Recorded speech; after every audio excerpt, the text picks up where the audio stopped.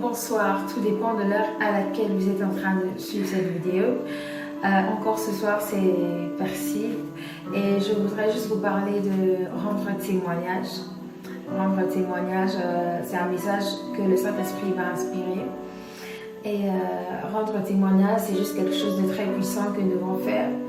Lorsque Jésus était en train de guérir les malades, était en train de guérir ceux qui venaient vers lui, ceux qui étaient malades et paralytiques, il leur disait: partez et dites ce que vous avez vu, rendez témoignage en d'autres termes de ce que vous avez vu, parce que c'est le témoignage qui fait à ce que des vies soient transformées. Lorsque nous prenons par exemple le cas de la femme avec la perte de sang pendant 12 ans qui a touché le pan de la robe de Jésus, mais on oublie que cette partie, lorsqu'on remonte un peu plus haut, on va remarquer que la Bible nous dit qu'elle a entendu parler de Jésus. Si elle a entendu parler de Jésus, ça veut dire qu'il y a des personnes qui ont dit que Jésus guérissait. Il y a des personnes qui ont dit que Jésus ressuscitait les morts. Il y a des personnes qui ont été guéries et qui ont témoigné de la bonté, qui ont témoigné de la guérison qu'elles avaient reçue.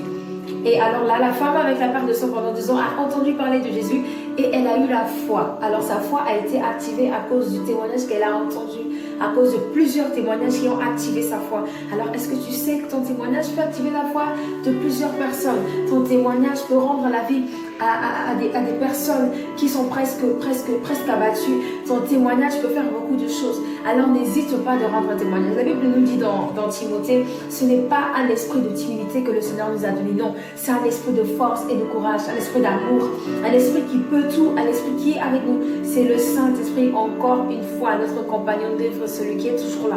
Rendons témoignage. Ce n'est pas parce que j'ai été guéri d'un palu et que quelqu'un d'autre a été guéri d'un cancer que pour cette personne c'est un méga témoignage et que pour moi c'est juste un témoignage ou un tout petit témoignage. Non, tout est appelé témoignage. Pourquoi? Parce que c'est simplement pour la gloire de Dieu. C'est pour rendre gloire à Dieu.